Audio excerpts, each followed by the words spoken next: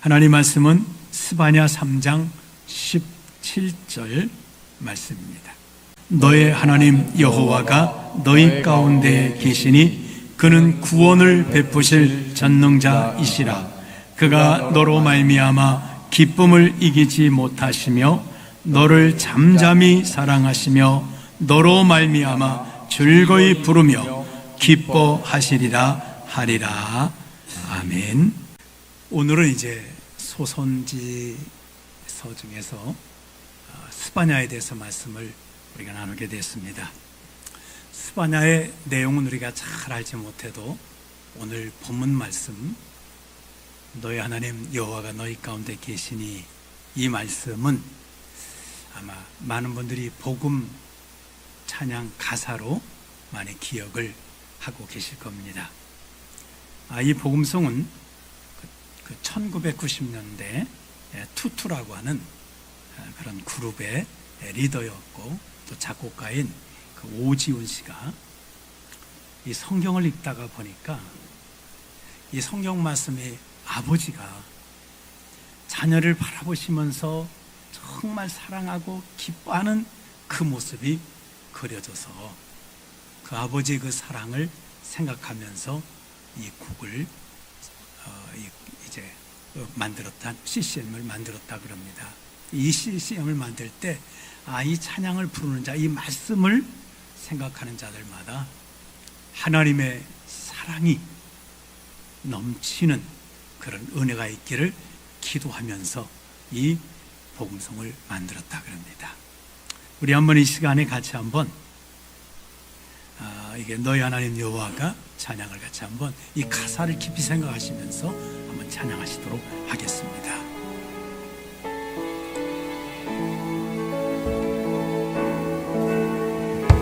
너의 하나님 여호와가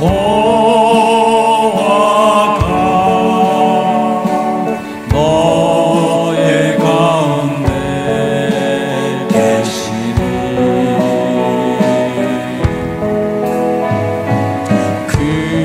그는 구원을 베푸실 전능자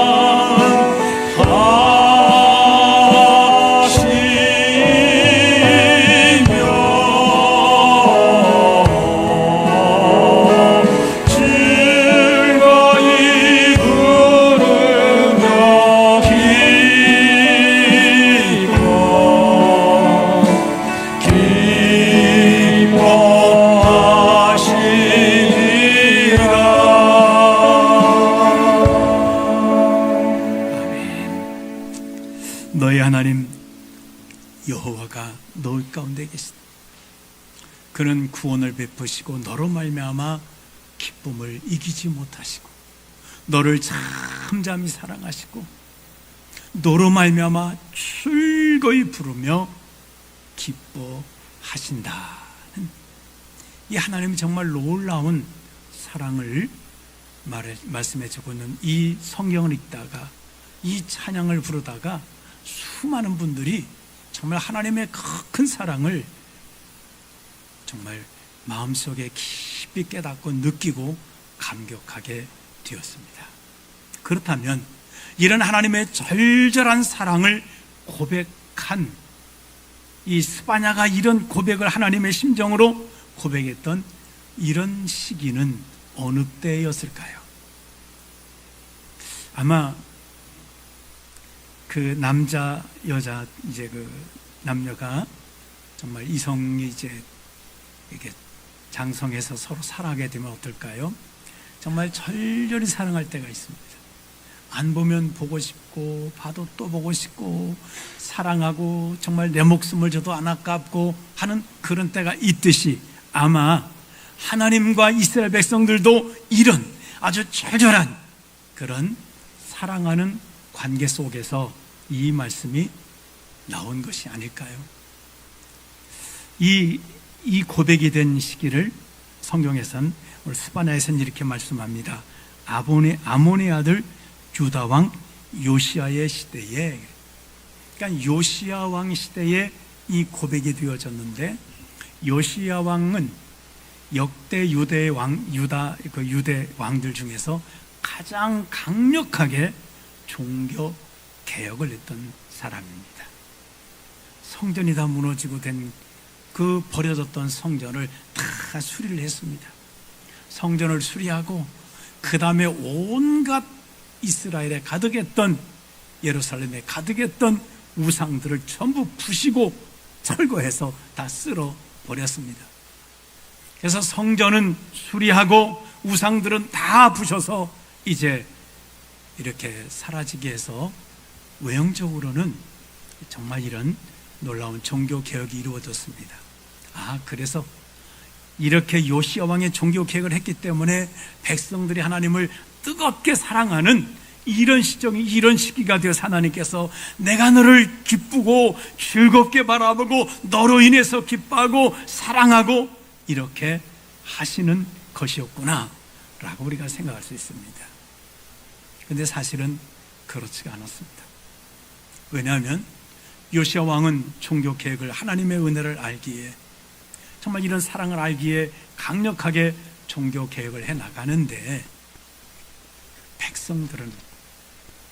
백성들은 외형적으로는 왕이 다 부시고 성전 수리하고 예배는 권장하고 우상 숭배는 못하게 막고 하니까 백성들이 왕의 종교 개혁에 밀려서 이렇게 외형적으로는 가서 하나님께 가서 예배드리고 우상 섬기는 것을 중단하고 있지만 그들의 마음은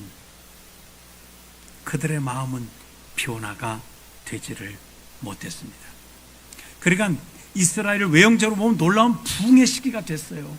성전은 수리됐고 우상들은 사라졌고 왕은 이제 정말 하나님을 섬기는 일을 적극 권장하고 있고, 이렇게 되어질 때 이제 이스라엘에 놀라운 영적인 부흥이 일어났구나. 백성들도 이제 안식일마다 이제 절기 때마다 하나님께 가서 예배를 열심히 드리는 이런 모습을 보고 정말 이스라엘에 큰 부흥이 온 것 같았는데 내면적으로는 그렇지 않았다고 하는 것. 환경은 만들어지는데 그들의 마음의 변화가 되지 않았습니다.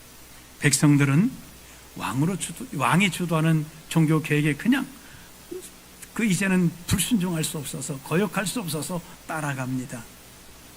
그러나 내면에는 변화가 안 있어서 몸 따로 마음 따로, 몸은 예배당에 가 있는데 마음은 우상에게 가 있습니다.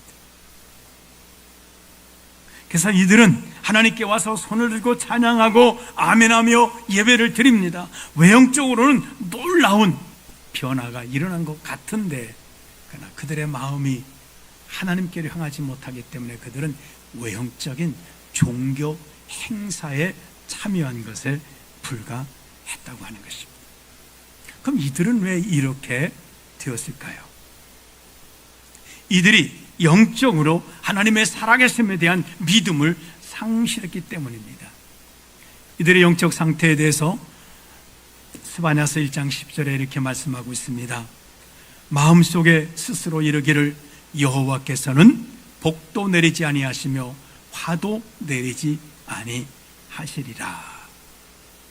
자, 유다인들이 이렇게 말하고 있는 게, 하나님은 복도 내리지 않고 화도 내리지 않으셔, 이 말이. 이게 무슨 말이겠습니까?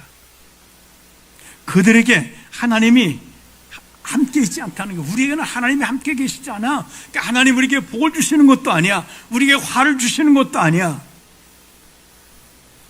그들은 하나님이 없는 그런 종교 생활을 하고 있었다고 하는 것입니다.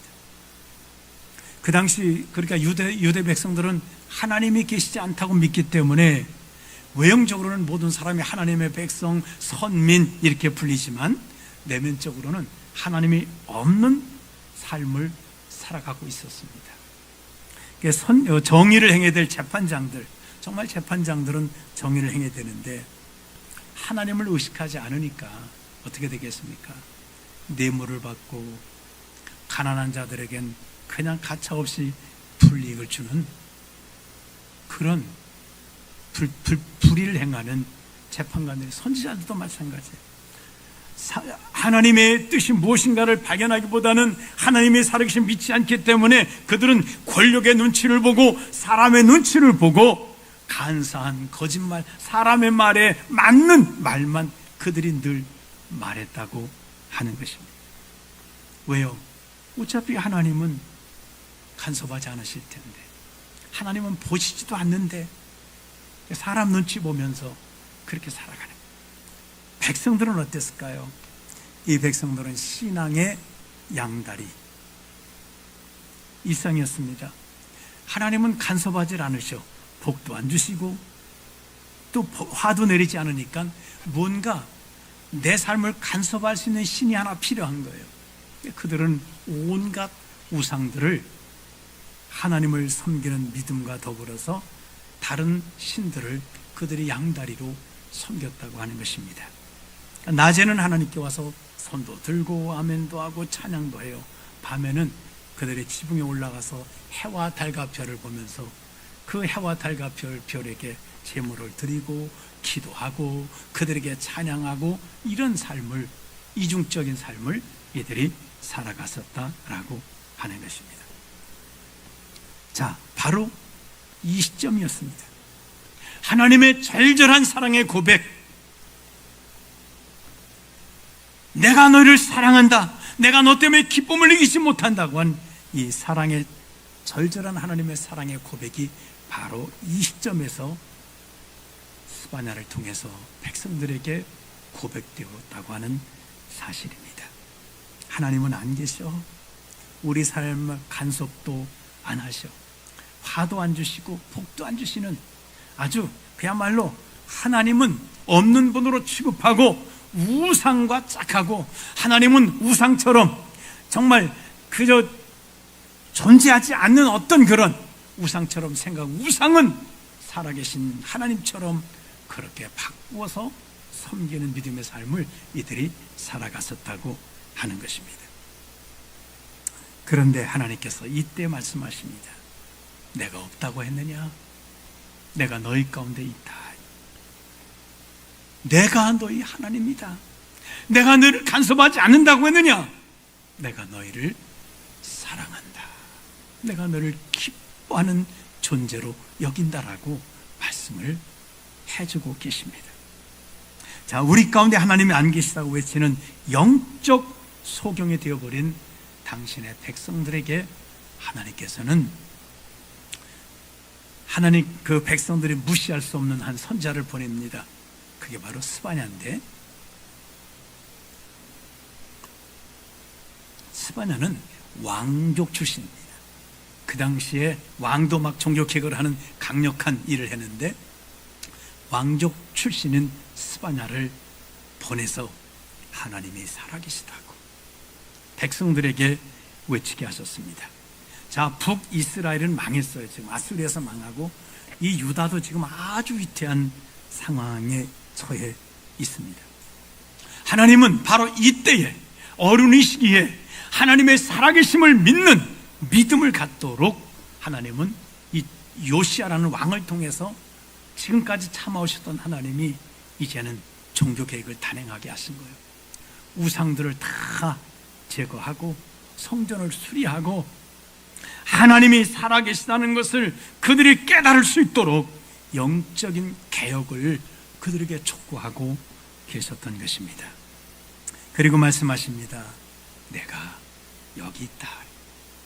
내가 여기 있다. 오늘 3장 17절에 하나님은 우리에게 복을 주지도 않고 화도 주지 않는다고 하는 이 불신을 향해서 하나님의 강력한 반론의 선포이신 겁니다. 아니야, 내가 너희 가운데 있어. 아니야, 나는 너를 사랑해 라고 하나님께서 말씀하고 계신 것입니다. 하나님의 살아계심을 믿지 못해서 그냥 종교 생활에 만족하고 마는, 그저 하나님은 하나의 자신의 삶의 어떤 장식품처럼, 이 믿음이 뭐냐, 삶의 하나의 그 장식품, 그저 문화생활의 일부처럼 여겼던 이 유다 백성들을 향해서, 그리고 밤만 되면 그냥 가서 우상을 섬기고, 우상이 진짜 신이 됐고 하나님은 우상처럼 바꿔줬고, 이렇게 죄를 짓고 있는 이스라엘 백성들을 하나님께서 정말 진노하셔서 이들을 징벌하시거나 심판하시거나 할 만하신데, 하나님은 그렇게 하지 않으시고 심판도 안 하시고 버리지도 않으시고 떠나지도 않으시고 여전히 그들 가운데 함께 계시다고 하는 겁니다. 왜 하나님께서는 이렇게 하실까요? 하나님의 거룩한 속성 때문에 그렇습니다. 하나님의 거룩한 속성은 성경에 보면 하나님은 질투하는 하나님이다 이렇게 말씀하고 있어요. 질투는 왜 생겨날까요? 질투는 사랑하기 때문에 생겨나는 감정입니다. 내가 사랑하는 사람이 있는데 이 사랑하는 사람이 한눈을 팔면 질투가 나오는 거예요. 그러지 않으시던가요? 내가 사랑하는 사람이 한눈 팔아도 질투가 안 나오면 그건 사랑하는 게 아닙니다. 하나님은 사랑하시기 때문에 질투하신다는, 다시 말하면 이 질투한다는 말은 포기하지 않는 사랑을 갖고 계시다고 하는 겁니다. 우리 이 땅에서 가장 큰 사랑이 아마 그 여러 가지 사랑이 있지만 어머니의 사랑이라고 합니다. 정말 어머니는 자녀를 향한 그 사랑은 절대로 포기할 수 없습니다. 그런데 하나님의 사랑은 그보다 크다는 거예요. 이사야 49장에 이렇게 말씀합니다. 여인이 어찌 그 젖먹는 자식을 잊겠으며 자기 태에서 나온 아들을 긍휼히 여기지 않겠느냐. 그들은 혹시 잊을지라도 나는 너를 잊지 아니할 것이라 내가 너를 내 손바닥에 새겼다. 어머니가 절대 그럴 일이 없어. 자기 자식을 어찌 잊겠습니까? 그러나 혹시 어머니는 자기 자식을 잃지라도 나는 너를 잊지 않고 너를 내 손바닥에다 새겼다라고 말씀하고 있습니다. 그리고 이렇게 말씀하십니다. 내가 너로 인하여 기쁨을 이기지 못한다. 한번 여러분 이 말씀을 가만히 생각해요. 하나님이 나 때문에 하나님이 기쁨을 여기지 못한다. 여러분이 누구 때문에 기쁨을 정말 여기지 못한 적이 있으십니까? 자녀 때문이든 아내 때문이든 남편 때문이든 애인 때문이든 하나님이 나 때문에 기쁨을 여기지 못한, 다시 말하면 정말 어떻게 표현할 수 없는 큰 기쁨으로 하나님이 나를 보고 기뻐하신다. 그런데 생각해 보세요. 지금 하나님께서 이렇게 사랑하는 게 유다 백성들이 정말 하나님 앞에 얼마나 이쁜 짓을 했는지 하나님이 그걸 보고 너무 좋아서 막 하나님의 기쁨을 이기지 못하시는 걸까요? 믿음 생활을 얼마나 잘하는지 하나님이 그걸 보고 너무 좋아서 기뻐하시는 걸까요? 아니지 않습니까?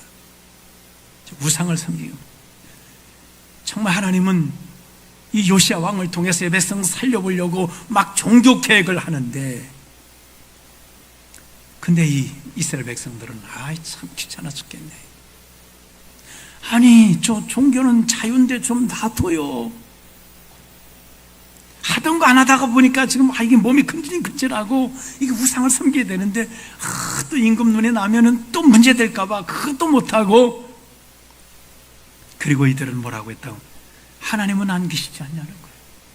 하나님은 복도 안 주고 저주도 안 하는 하나님이신데 도대체 왜 가서 예배를 드리라고 하느냐, 이렇게 불평하네. 근데 하나님은 이런 사람들을 보고 기쁨을 조치하실 수가 없다고 말합니다. 왜 이럴까요? 마치 이런 걸 거예요. 어떤 자식이 정말 부모님의 속을 엄청 새기고 나가서 뭐 돈을 훔쳐갔더니 하여간 사고를 치고 막 그러다가 정말 꼬리 아니게 집에 쑥 들어온 거예요. 그 방구석에 가서 탁 쭈그리고 누워있어. 그 부모님이 그 자녀를 볼 때 어떨까요? 아마 분노의 모두가 폭발하면 그냥 가서 가만두겠습니까? 몽둥이 가지고 가서 막 때리려고 이놈의 자식이 이렇게 할 텐데 긍휼의 모두가 발동이 될 때 어떨까요? 그 자식을 보니까 지금 죄 짓고 정말 못된 짓 하고 들어오고 정말 마음을 아프게 한 자식인데 그렇게 있는 정말 초라한 모습을 볼 때에 긍휼히 여긴 그 자식을 보면서 그렇습니다. 하나님께서 오늘 말씀에도 뭐라고 말씀해? 너를 잠잠히 사랑하시며, 여기 잠잠히 사랑한다는 말이 이제 그 각주에 보면 그의 사랑 안에서 침묵하신다라고 되어 있습니다.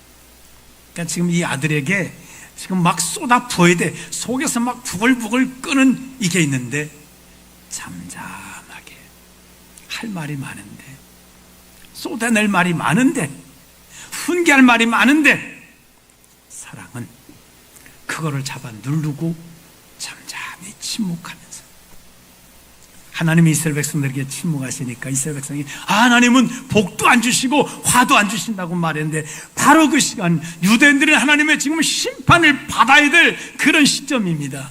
그때 하나님이 저주를 퍼붓거나 하나님 심판하는 게 아니라 잠잠히 입을 다무셨다네. 사랑하시기 때문에. 하나님은 졸지도 주무시지도 않는다고 말씀하고 있습니다. 그들에게 잠잠하신 것은 그들을 사랑하시기 때문에 잠잠하신다. 하나님은 이렇게 당신의 백성들을 향해서 거룩한 질투의 사랑으로 사랑하신다.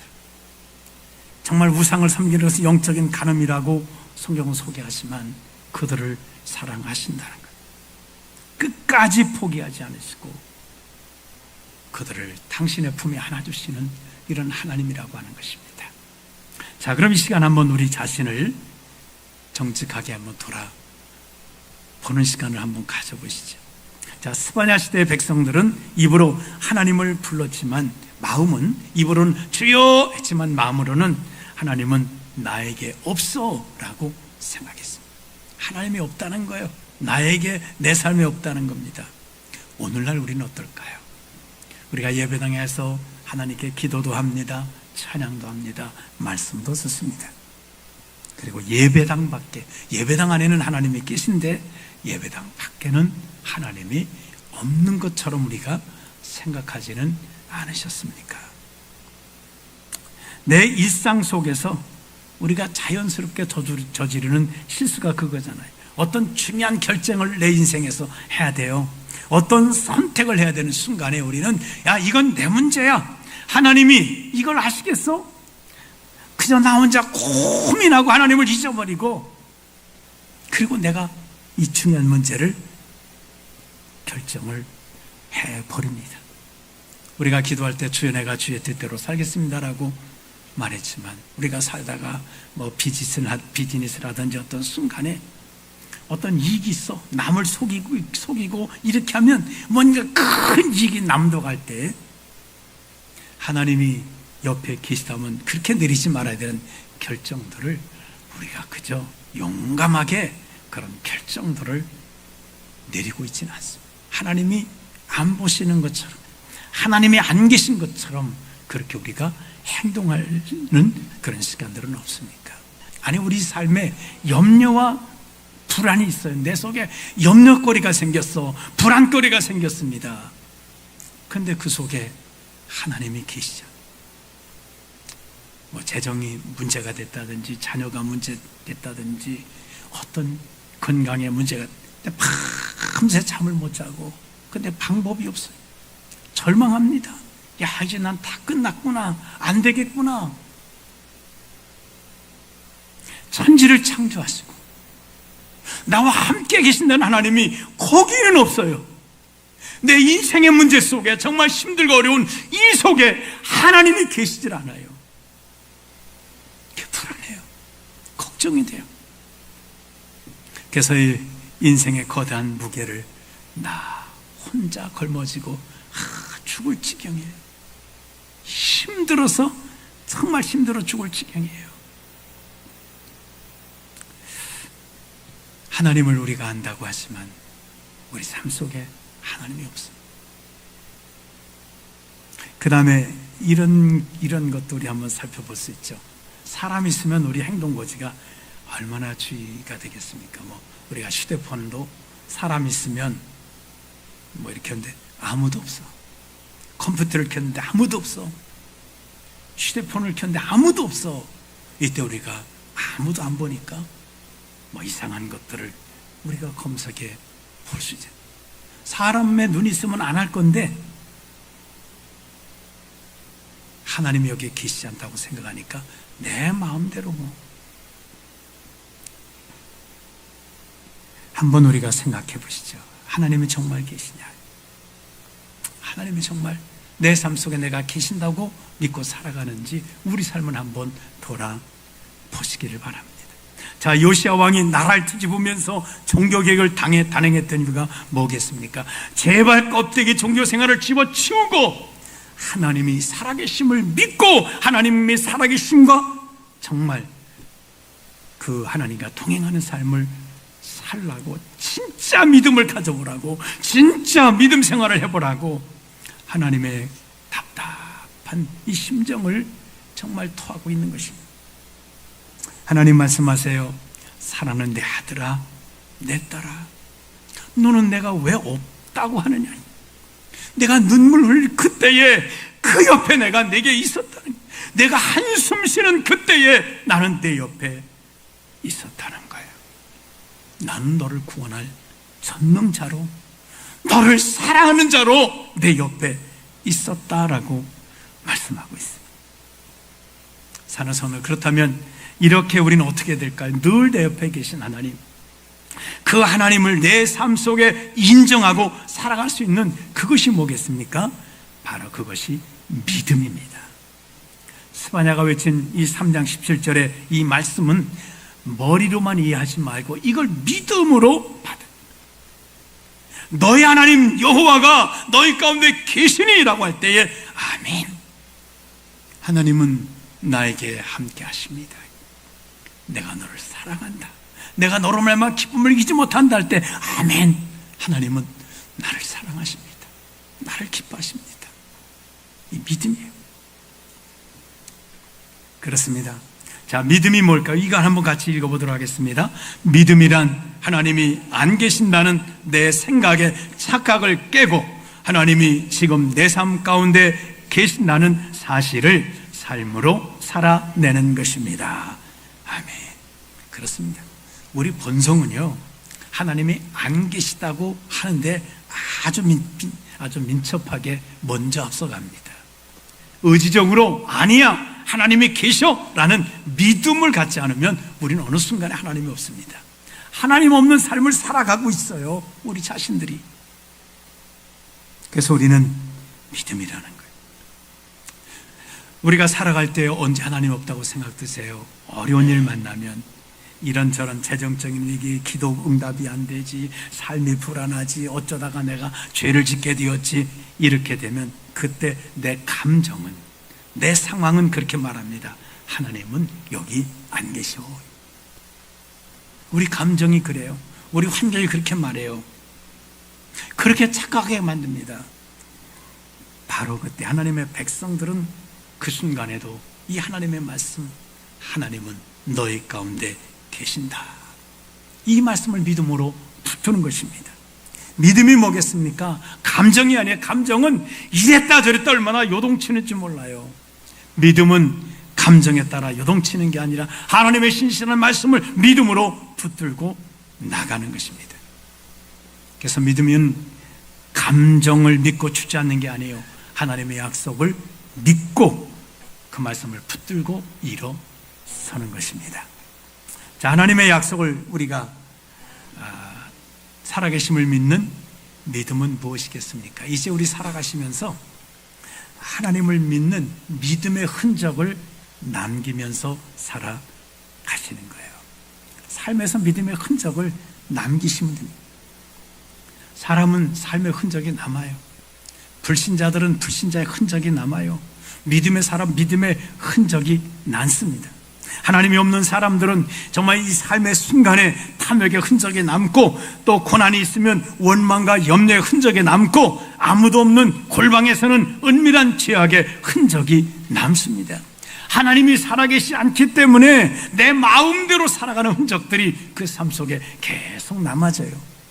하지만 하나님이 살아계심을 믿는 사람은 그 사람 삶 속에 하나님을 믿는 믿음의 흔적이 남는 거예요. 어떤 순간에 정직이란 흔적이 남고, 희생이란 흔적이 남고, 또 때로 어려움을 당할 때도 하나님 앞에 기도함으로 평안과 기도의 흔적이 남고, 때로는 죄와 싸우기 위해서 정말 죄와 피 터지게 싸운 흔적이 그 삶 속에 남게 된다고 하는 것입니다.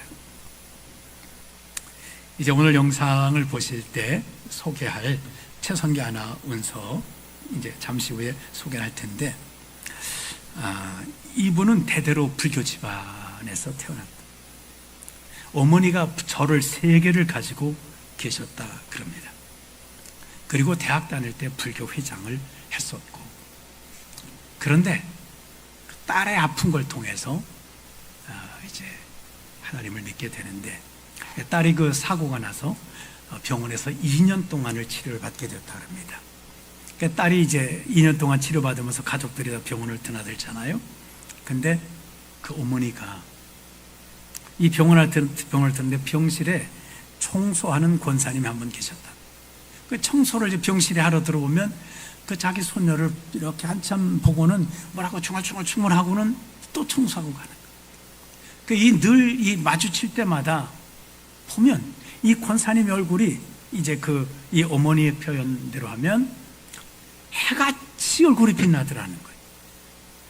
자기하고 나이가 똑같은데 자기는 근심이, 저를 3개 가지고 있어도 삶에 근심이 많은데, 아니 저 여자는 청소하는 주제에 얼굴이 해같이 빛나서 이상했대요.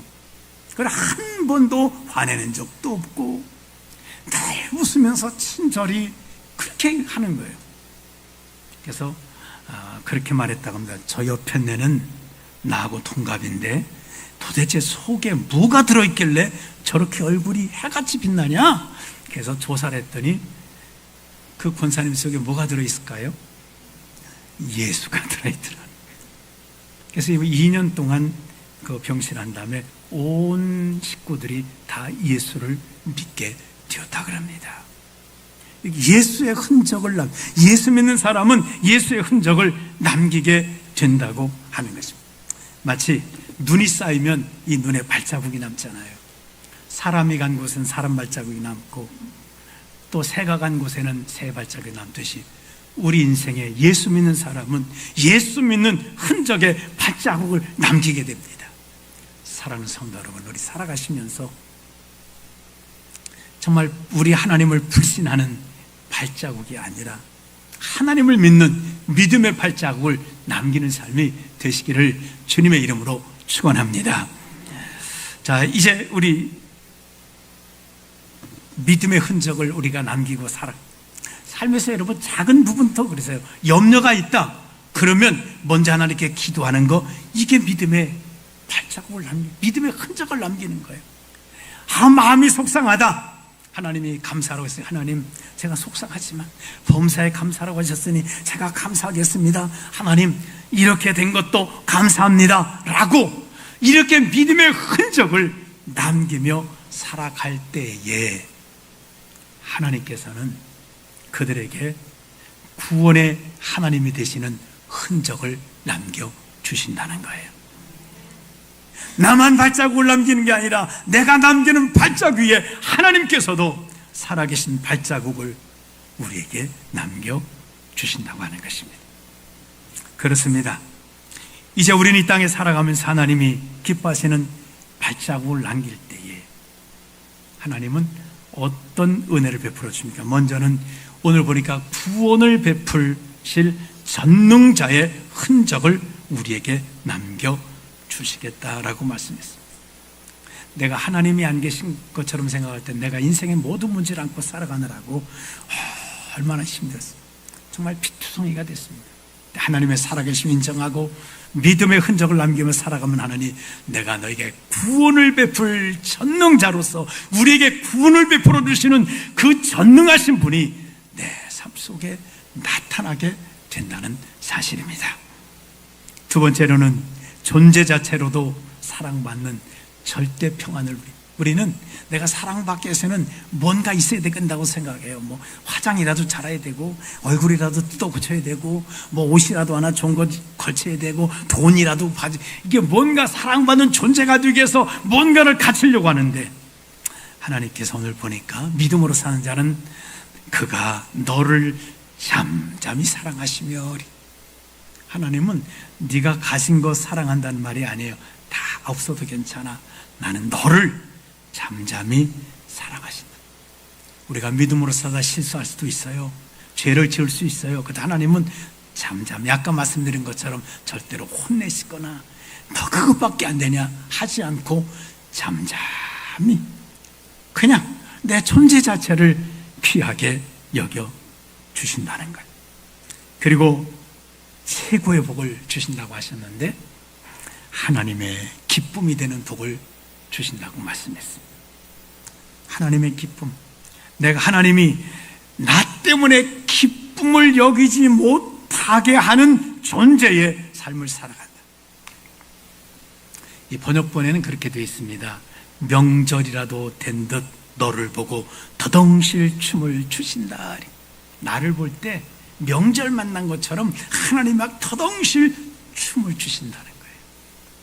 믿음으로 살아가면 하나님 우리를 보고 더덩실 춤을 주신다.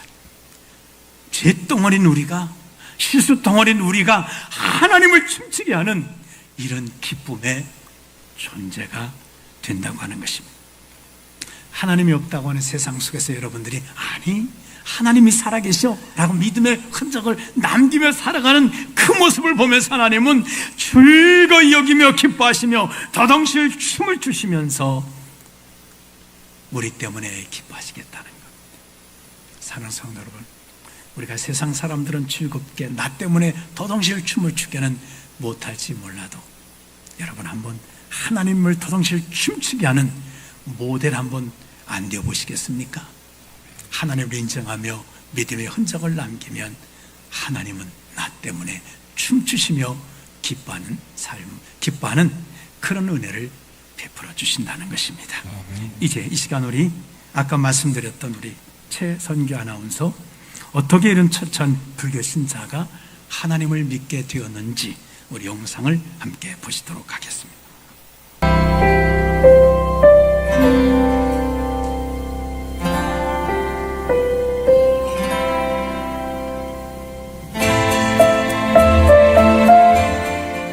딸 교통사고 생명위독 강남 성심병원 응급실 입원돼 있어요. 그들이 9시 50분에 연락을 받았다는 거예요. 우리 딸 혜원이는 3살밖에 안 됐고 이삿짐을 실러온 타이탄 트럭이 후진하고 들어오다가 애를 발견을 못하고 뒷바퀴로 깔고 넘어갔고 뒤로 한 번 앞으로 한 번 해서 현장에서 직사를 했어요. 그거를 제 아내가 자동차 바퀴 밑에 들어가서 애를 건져내고 병원에 응급실에다 이용했고 나한테 연락이 된 거죠. 거기는 1시간 동안 차가 일단 묶였다가 나가야 되는 교통지역이니까 두 손 두 발이 꽁꽁 묶여있고 정말 아무것도 할 게 없잖아요. 저는 제 인생에서 가장 무서웠을 때가 그 영등포 로타리에 갇혀있을 때예요. 그 영등포 로타리에서 그렇게 무섭고 우리 딸이 지금 죽었는지 살았는지 모르는데 제 입술에서 튀어나온 소리가 하나님이었어요. 아, 그래요? 나는 그거를 지금도 모르겠어. 근데 모르게 하나님이란 존재. 하나님, 우리 딸 한 번만 살려주세요. 그 차 안에서 1시간 동안 내가 싹 그랬어요. 나하고 바꿔달라 그랬어요. 바꿔달라. 차라리. 네. 우리 딸 살려주시고 저대로 가십시오. 저대로 가십시오. 제가 주인입니다. 제가 잘못했습니다. 1시간 동안 하나님이라는 존재를 찾으면서 그냥 고래고래 소리 지르고 눈물 콧물을 다 빼고 정말 우리 딸 한 번만 살려주시면 당신이 시키는 거 다 하겠습니다. 당신이 시키는 거 다 하겠습니다. 그리고 이제 병원에 갔더니 애가 하얀 천으로 이렇게 덮여 있었고 내가 1시간 동안 안고 그냥 뭐 절망이죠. 혼자서 그냥 눈물 툭툭툭 흘리면서 복도도 들어갔다고 아무 반응이 없다가 애가 1시간도 더 넘었는데 제가 안고 있은 지가 애가 뜨끈뜨끈해지면서 온기를 내가 느끼는 거예요. 딴 사람들은 모르잖아요. 이게 뭐지? 그런데 애가 꼼지락꼼지락해요. 조금씩 움직여. 그래서 난 막 의료진들을 불러갖고 우리 딸 안 죽었어 살려주세요. 그런데 의사 간호사들이 제 말을 듣고 와서 도와주는 사람이 한 명도 없어. 우리 딸이